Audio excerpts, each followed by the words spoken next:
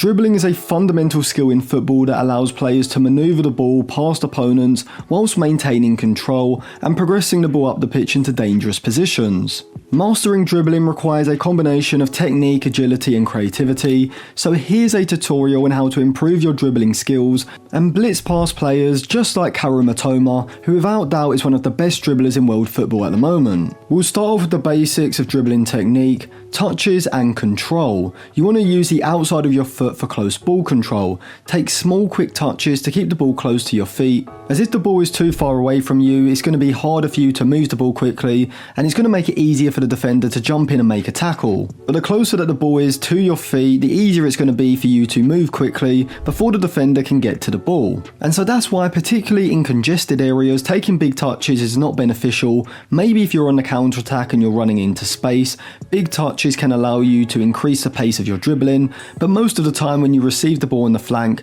and you're standing up a defender or two, it's these quick subtle touches that really make a good dribbler. And you also need a change of pace. You want to vary your speed and keep your movements unpredictable to keep the defenders off balance. If we look at a winger like Antony at Manchester United, he's far too predictable, and this makes it very easy for top level defenders to read where he wants to go, allowing them to quickly adjust their position when he makes a move, or they can simply stop him coming inside and force him down the line because they know that due to his predictable play, he's much less effective going down the outside on his right foot than he is coming in on his left. However, players like Kaoru Mitoma or Riyad Mahrez are incredibly unpredictable with the ability to shift the ball quickly, being just as effective at going down the outside as they are at coming inside onto their stronger foot. And so this makes it incredibly hard for the defenders to anticipate their movements, meaning that just naturally they're going to be slower to react, giving top level wingers that split second they need to take advantage and drive past the defender. You can first make a dummy movement to try to force the defender one way, before stopping the ball quickly,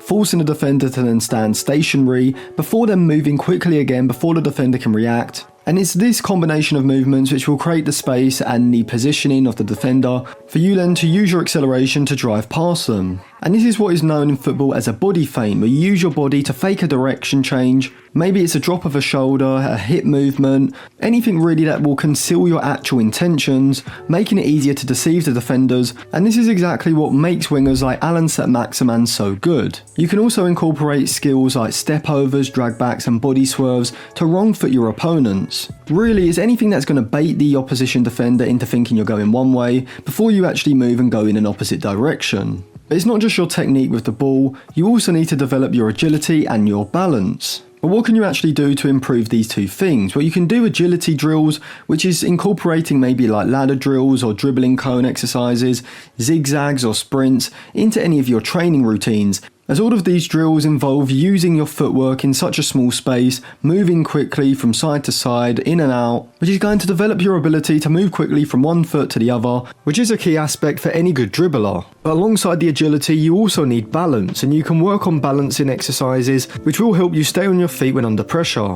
But dribbling isn't all technical, it's also mental as well, such as your reading of the game and your awareness. Keep your head up to observe the positions of teammates and opponents and recognise open spaces whilst also being aware of defenders' body positioning and movements, allowing you to move in the opposite direction and catch them off guard. Also, physicality and athletic ability is also going to be important, such as holding off defenders and shielding the ball, learning how to position your body and how to use your strength to protect the ball from defenders, as even if you are a great technical dribbler, if you don't have the physicality when you come into some positions where it's maybe a 60-40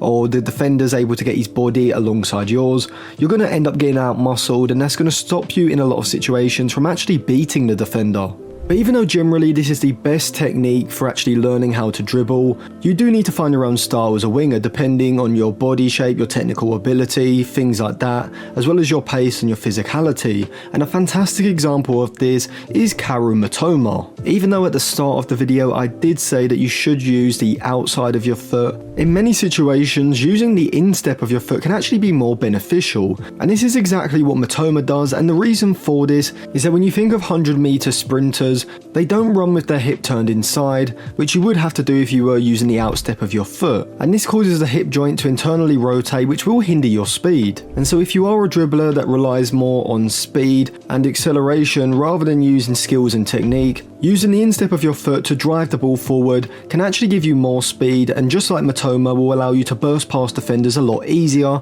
making it harder for them to react and adjust their body shape. We also see Matoma place a ball in a backwards direction, which will see the opponent adjust their position, moving slightly forward, creating that space for them Matoma to drive into. And crucially, despite the top half of his body turning backwards to give the illusion that he will pass the ball backwards, the instep of his foot remains forward, allowing him to then drive forward immediately into the space that the defenders vacated, which accompanied with his acceleration makes him incredibly hard to stop. Matoma's timing is also crucial. He makes sure to stop the defender, and immediately when they stop, that's when he actually makes his movement, as it often catches the defender flat-footed, giving him that slight advantage that he needs to drive beyond them. But it's important that you find a dribbling style that suits your own abilities and feels comfortable. But taking some aspects of Matoma's dribbling style, as well as the likes of Neymar, Mahrez and whoever else you enjoy watching, combined with that natural technique and your own physicality and athleticism, is going to distinguish you from wingers who can beat a man every now and then, to someone who can consistently receive the ball, isolate a player in a 1v1 before driving past them.